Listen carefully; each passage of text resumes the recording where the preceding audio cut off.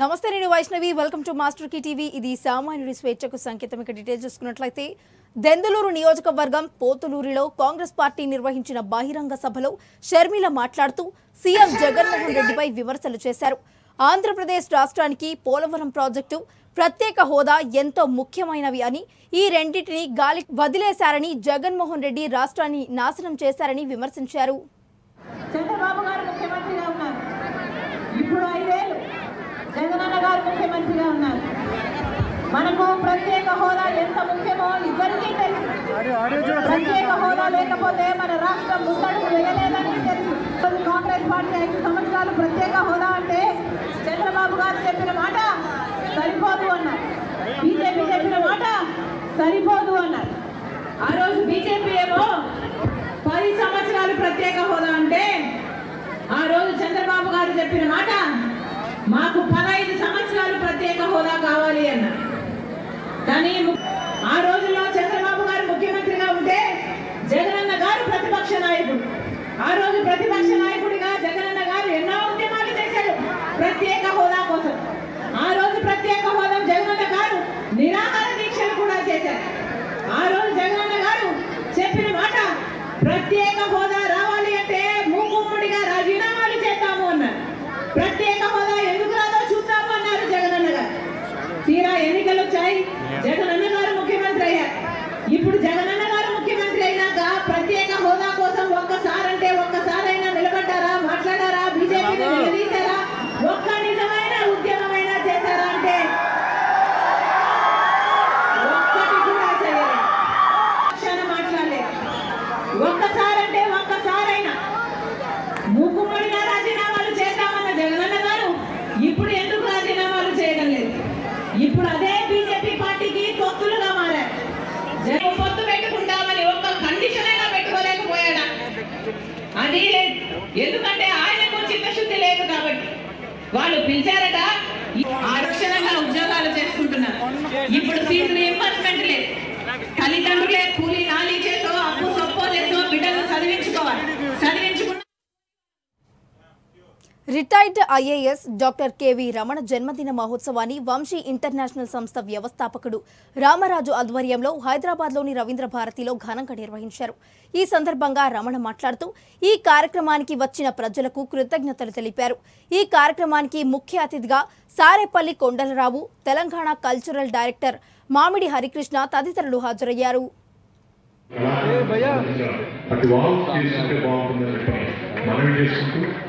నిజానికి కావాల్సింది కళాకారులకు సత్కారమైనటువంటిది కాదు, సహృదయత కావాలి.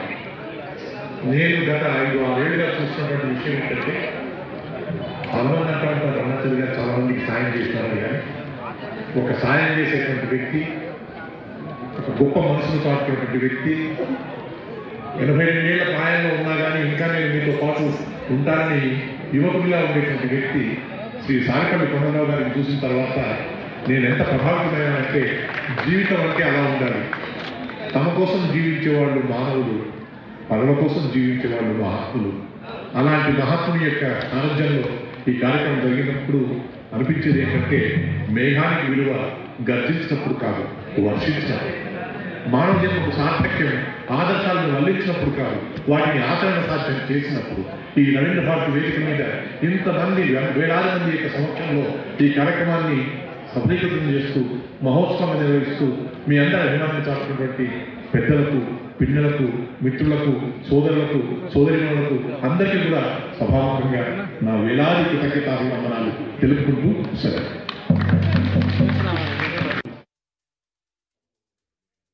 ఫిబ్రవరి 10న రిలీజ్ కానున్న ట్రూ లవర్ సినిమా ప్రచారాన్ని హైదరాబాద్లోని ప్రసాద్ ల్యాబ్స్లో నిర్వహించారు.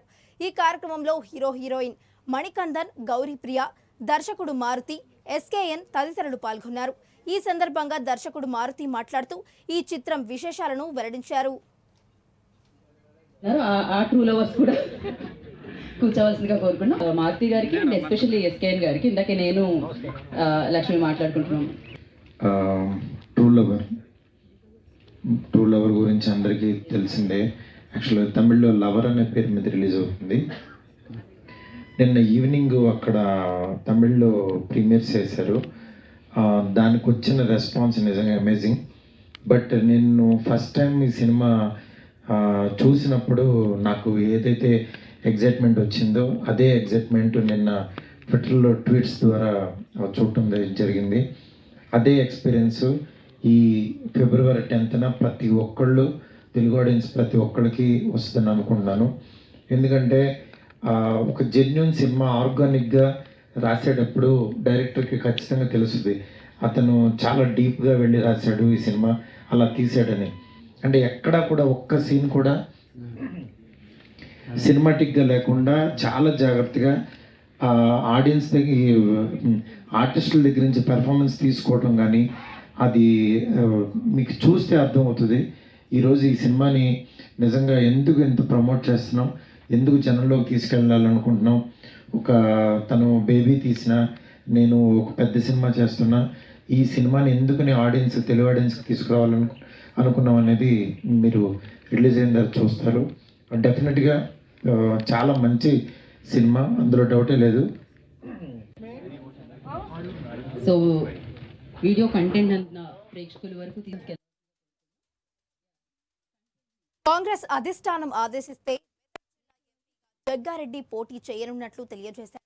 హైదరాబాద్ గాంధీ భవన్లో నిర్వహించిన ఆయన మాట్లాడారు. బీఆర్ఎస్ పార్టీ కొంప ముంచేది హరీష్ రావేనని విమర్శించారు. ఈ కార్యక్రమంలో పలు అంశాలను గురించి ప్రస్తావిస్తూ బీఆర్ఎస్ పార్టీ నేతలను తీవ్రంగా విమర్శించారు.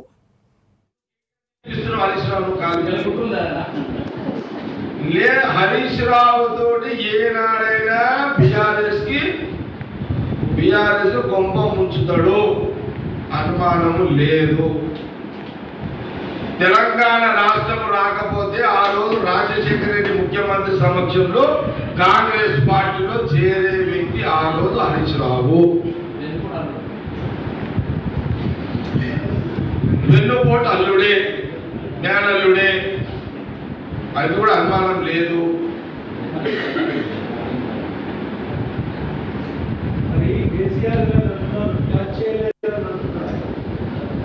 అయిపోయింది కదా, దాని జవాబు చెప్పేసి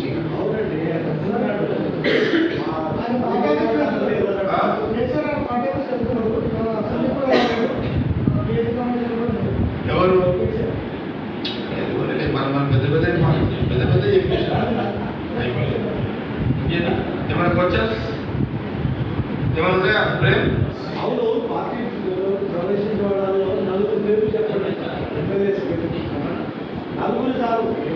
డాక్టర్లు అది మన రిపోర్టర్ కూడా అడిగిన ప్రశ్న, నలుగురు పేరు చెప్పంటున్నాడు.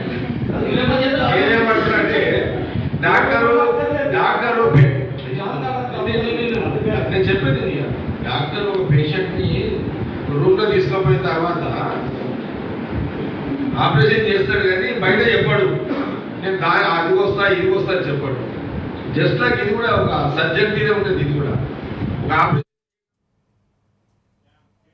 గవర్నర్ ప్రసంగంలో బీసీ కులగణన అంశాన్ని ప్రస్తావించడాన్ని స్వాగతిస్తున్నామని, కానీ కేవలం ప్రకటనలకు మాత్రమే పరిమితం కాకుండా కులగణన చేసి చూపించాలని యునైటెడ్ పూలే front convener Gattu Ramachandrarao, co convener Bolla Shivashankar, youth convener Alakuntla Hari demand చేశారు.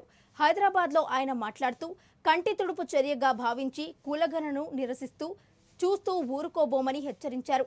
మాటలు చెప్పి మైమరిపించడం సరికాదని, చేతల్లో చేసి చూపించాలని వారు సూచించారు. తో పాటు అన్ని జిల్లాల్లో రౌండ్ టేబుల్, కేంద్రంలో రౌండ్ టేబుల్ చెప్పి మా డిమాండ్స్ని స్పష్టంగా వినిపించడం జరిగింది. సరే, ప్రభుత్వంలో కొంతమంది వ్యతిరేకత వచ్చినప్పటికీ కూడా మేము మా డిమాండ్లని విజయం సాధిస్తూనే వస్తున్నాం. ప్రారంభమైంది, తప్పదు వాళ్లకు డిమాండ్లు అంగీకరించక. మేమేదైతే ఖచ్చితంగా జనగణన జరిపి రాబోయే స్థానిక సంస్థల ఎన్నికల్లో బీసీ రిజర్వేషన్ ప్రకటిస్తూ ఆ రిజర్వేషన్ ప్రకారంగానే ఎన్నికలు జరపాలని మేము కోరాం.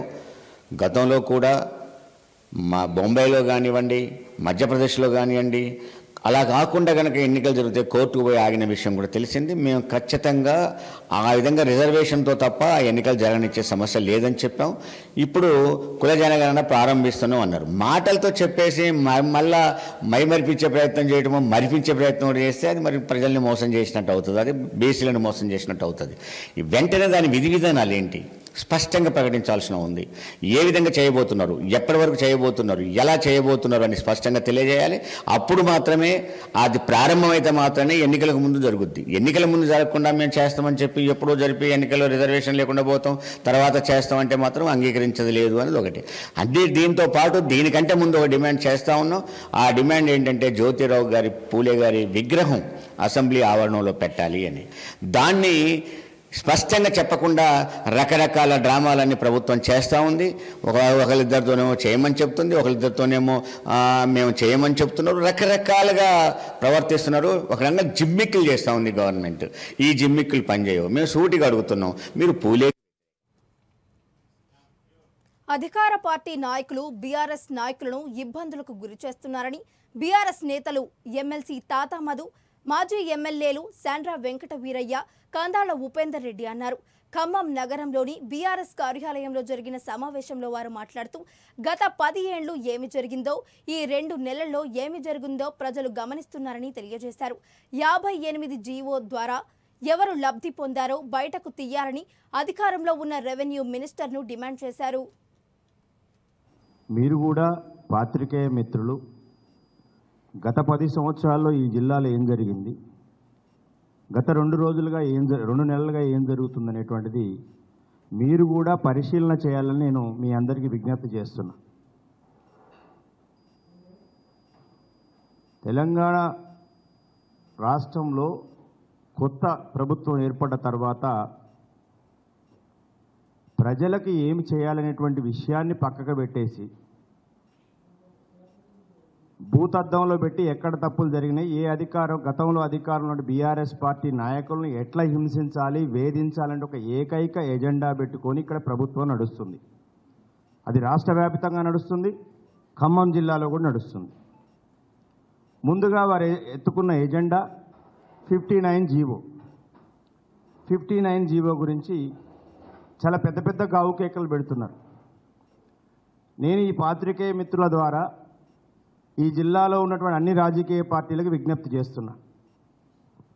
59 జీవో వచ్చిన తర్వాత లబ్ధిదారులు ఎవరు, హైయెస్ట్ లబ్ధి పొందింది 59 జీవో ద్వారా లబ్ధి పొందింది ఎవరు, మొత్తం ఎంటైర్ లిస్ట్. ఈరోజు రాష్ట్రానికి రెవెన్యూ మంత్రిగా ఉన్నటువంటి మన జిల్లాకు చెందినటువంటి మంత్రి గారిని నేను అడుగుతున్నా, మీ చేతిలోనే ఉంది కాబట్టి 59 జీవో కింద అది ఇంప్లిమెంటేషన్కి వచ్చిన దగ్గర నుంచి ఉన్నటువంటి వాళ్ళ పేరంతా కూడా లిస్టు ప్రకటించమని నేను డిమాండ్ చేస్తున్నా. ఇంకా ఒకవేళ మీకు ఏ ఇబ్బంది లేకపోతే ఈ జిల్లాలో ఉన్నటువంటి అన్ని పార్టీల యొక్క ప్రజాప్రతినిధులతోని కానీ వారి యొక్క ప్రతినిధులతోని కానీ ఒక నిజ నిర్ధారణ కమిటీ వేయండి. ఆ కమిటీ కనుక ఫలాని వ్యక్తి దీంట్లో అక్రమం చేశాడు అని తేలితే మా పార్టీ వారైనా వారి పార్టీ వారైనా ఇంకే పార్టీ వారైనా మేము ఖచ్చితంగా ముందుంటాం. వారు ఏ నిర్ధారణ చేసి ఏ శిక్ష చేసినా కానీ మేము సిద్ధమని తెలియజేస్తున్నాం. ఇంకొకటి, అధికారంలో ఉండి ప్రజాప్రతినిధులుగా ఉండి ప్రభుత్వ భూముల్ని 59 జీవో ద్వారా ఆక్రమించుకున్నటువంటి ప్రజాప్రతినిధులందరూ కూడా స్వచ్ఛందంగా వారు తీసుకున్నటువంటి భూమిని మీకు పేద ప్రజల మీద కానీ ప్రభుత్వం మీద కానీ చిత్తశుద్ధి ఉంటే మీరు తక్షణం వెనక్కి ఇవ్వండి. ఎందుకంటే మనం ఇతరులకు చెప్పే ముందు మనం ఆదర్శంగా ఉండాలి. అది ఏ పార్టీ అయినా. నేను అడుగుతున్నా, ఇక్కడ వామపక్ష పార్టీలు ఉన్నాయి, తెలుగుదేశం పార్టీ ఉంది, బీజేపీ ఉంది, ఇతర పార్టీలు చాలా ఉన్నాయి.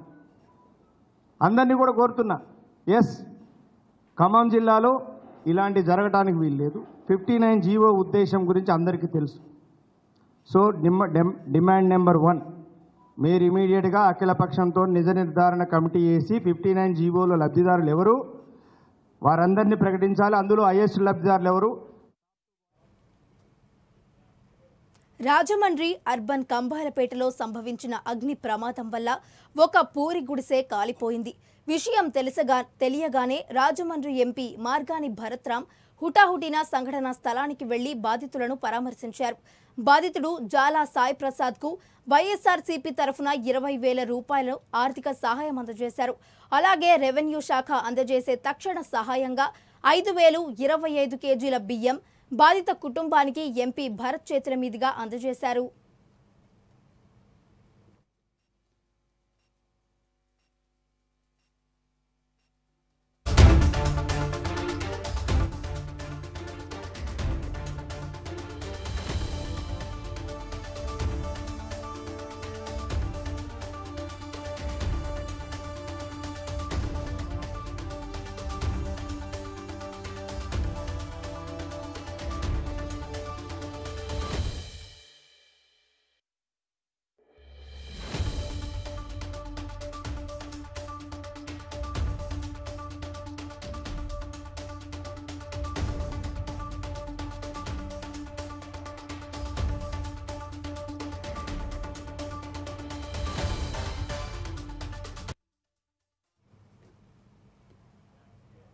అనపర్తి నియోజకవర్గం డిస్ట్రిబ్యూషన్ కేంద్రాన్ని జిల్లా ఎన్నికల అధికారి కలెక్టర్ మాధవీలత పరిశీలించారు.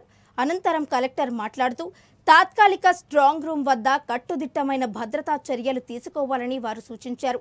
సార్వత్రిక ఎన్నికల నిర్వహణ కోసం వినియోగించే ఈవీఎం అనుబంధ యూనిట్స్, పోలింగ్ మెటీరియల్స్ ను భద్రపరిచి సామగ్రి పంపిణీకి సమగ్ర కార్యాచరణకు అత్యంత ప్రాధాన్యత ఇవ్వాలని వారు స్పష్టం చేశారు.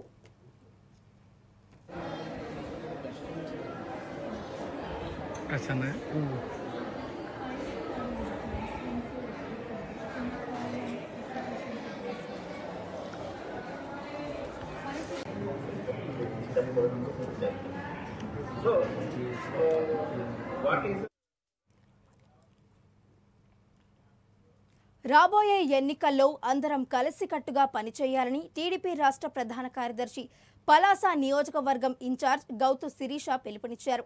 అనంతరం పంచాయతీలో పల్లె పల్లకు తెలుగుదేశం పార్టీ కార్యాలయంలో పాల్గొన్న ఆమె మాట్లాడారు. అసంతృప్తి ఉన్న వైసీపీ నాయకులు టీడీపీలోకి చేరాలంటే వారిని కలుపుకొని వెళ్లాలని వారు సూచించారు. నిరుద్యోగ వృత్తి తీస్తే ఒక్క సోదరుడు కూడా రోడ్డు ఎక్కలేదు. బాధ అనిపిస్తుందండి. మంచి చేసిన వాడికి ఏం చేసాం మనం? భయపెట్టిన వాడికి ఎలా భయపడుతున్నాం? ఈ రోజుకి ఆఫీసర్లు నేను చదివిస్తే మా దగ్గరికి రాదు. మీతో మాట్లాడితే ఎవడో ఫోటో తీసి అప్పగాది పంపిస్తాడు, రేపు మా ఉద్యోగం పోతుంది.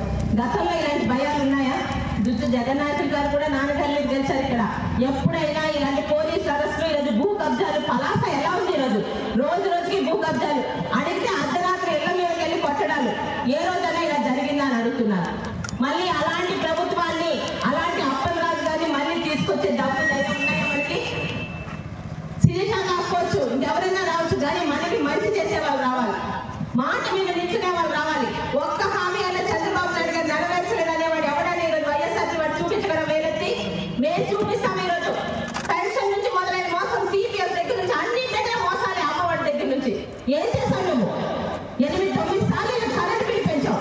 చట్టం మీద పనిచేసిన వాడు ఎవరైనా ఉన్నాడా? ఆయన వేశాడు. ఇలాంటి ప్రదేశంలో రాష్ట్రంలో ఇంతవరకు రాజధాని లేదు. రాజధాని లేని రాష్ట్రాన్ని ఎవరైనా ఎలా చూస్తాడంటే, తండ్రి పేరు చెప్పుకోలేని కుటుంబం ఎలా సిగ్గుపడాలో రాజధాని పేరు చెప్పుకోలేని రాష్ట్రం అలా సిగ్గుపడాలి. సరే, రాజధాని మనకి ఎందుకు? మన ఊర్లో ఉన్నాము అంటే మన ఊరైనా మళ్ళా ఉంచుతున్నారా? కొండలు తవ్వేస్తున్నారు. ఎందుకు తవ్వుతున్నారు అంటే పేదలకి ఇళ్ల స్థలాలట. మరి రోడ్డు మీద పుదుపు హౌసులు, డిగ్రీ హౌసులు పలాసని అందరూ వచ్చే ఉంటారు. అక్కడ దాదాపు 3,000 ఇల్లు కట్టాం. ఎవరికన్నా ఇచ్చావా? ఇవ్వడానికి చేతులు రావు. కనీసం అది కొంచెం కొంచెం పూర్తి చేయడానికి చేతులు లేవు. మనందరికీ తెలిసిన సామెతే, అమ్మకి తిండి పెట్టేవాడు పిల్లలకి బంగారు గాజులు కొనిస్తాడంటే నమ్ముతారా నమ్మరా? మీ విఘ్నతకి వదిలేస్తున్నాను. ఉన్న ఇల్లు పంచి పెట్టలేక పూర్తి చేసి. తెలంగాణ శాసనసభ వ్యవహారాల సలహా కమిటీ మెంబర్గా ప్రభుత్వ విప్ ఆలేరు ఎమ్మెల్యే బీర్ల ఐలయ్యని నియమించారు. వీరితో పాటు చైర్మన్గా గడ్డం ప్రసాద్, మిగతా 9 మందిని శాసనసభ వ్యవహారాల సలహా కమిటీ సభ్యులుగా నియమించారు.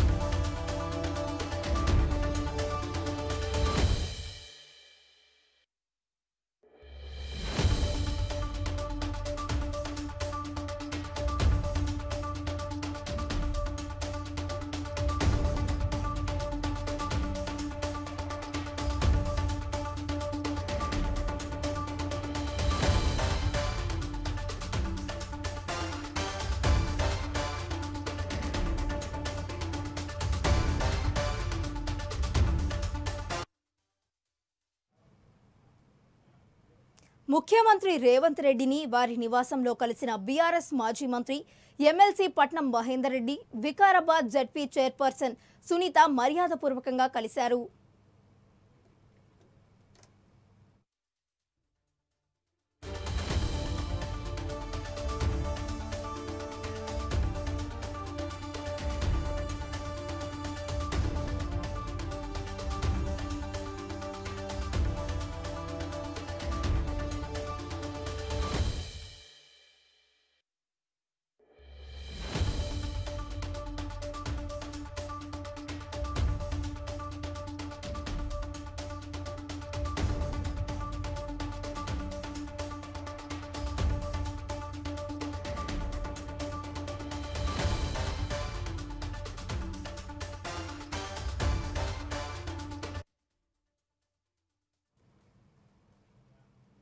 విశాఖలో జనసేన పార్టీ నేత నాగబాబు కీలక వ్యాఖ్యలు చేశారు.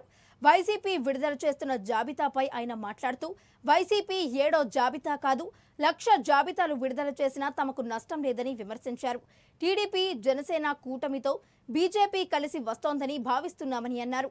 మరో 10 రోజుల్లో జనసేన పోటీ చేసే అభ్యర్థులను తమ అధినేత పవన్ ప్రకటిస్తారని స్పష్టం చేశారు.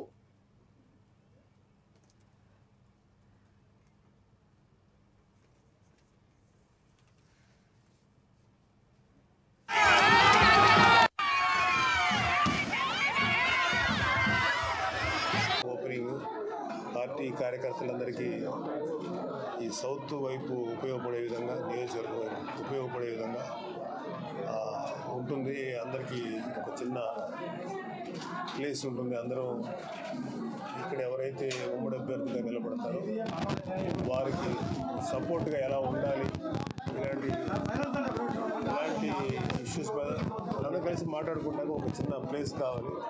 సో సాదిక్ గారు ప్లేస్ ఇచ్చారు. Thank you Sadiq, thank you Satish గారు for inviting me. Sir, Anakapalli నుంచి మీరు పోటీ చేస్తారు, అందుకనే అనకాపల్లి పార్లమెంట్ పరిధిలో మీరు పర్యటన చేస్తారు. మరి అనకాపల్లి ఇది కాదు సార్. సో అనకాపల్లి పాయకరావు గారు ఈరోజు చెందుతే లేదు, సాయంత్రం వెళ్ళలేదు. మొత్తం యాక్చువల్గా రివ్యూ చేసుకుంటున్నామండి. నేను లాస్ట్ టైం కూడా వచ్చాను. శ్రీకాకుళం, విజయనగరం అటు వచ్చాను. సో మేము ఇక్కడ మా కార్యకర్తలతో రివ్యూ చేసుకుంటా రాబోయే ఎలక్షన్స్లో ఎలాగా బలంగా ముందుకెళ్ళాలి, ఈ వైసీపీ ప్రభుత్వం ఎలా ఓడించాలి, తద్వారా మంచి పరిపాలన ఎలా అందించాలి ప్రజలకి అని ఇట్లాంటి విషయాల మీద మా కార్యకర్తల్ని రేపు అలయన్స్ పోటీలో ఉంది కాబట్టి అటు టీడీపీ వాళ్ళతోటి అలాగే మన కార్యకర్తలు ఎలా ఒకరికొకరు పరస్పరం సహకరించుకోవాలి, ఇలాంటి విషయాల మీద డిస్కషన్ చేయడం వచ్చాం. అంటే మీరు నర్సాపురం చేశారు సార్ లాస్ట్ టైం, ఈసారి అక్కడ లేదు కాబట్టి అనకాపల్లికి మారే అవకాశం ఉంది అన్నది అది నాకు యాక్చువల్గా అది నాకు ఎగ్జాక్ట్లీగా క్లియర్ కట్ ఐడియా లేదండి. మా ప్రెసిడెంట్ గారు ఏదైనా చెప్పి ఆదేశిస్తే మాత్రం ఏ పనైనా చేయడానికి రెడీ అండి. So I'm ready to do any responsibility on my shoulders. Visakha జిల్లాలో కానీ అర్బన్లో కానీ జనసేన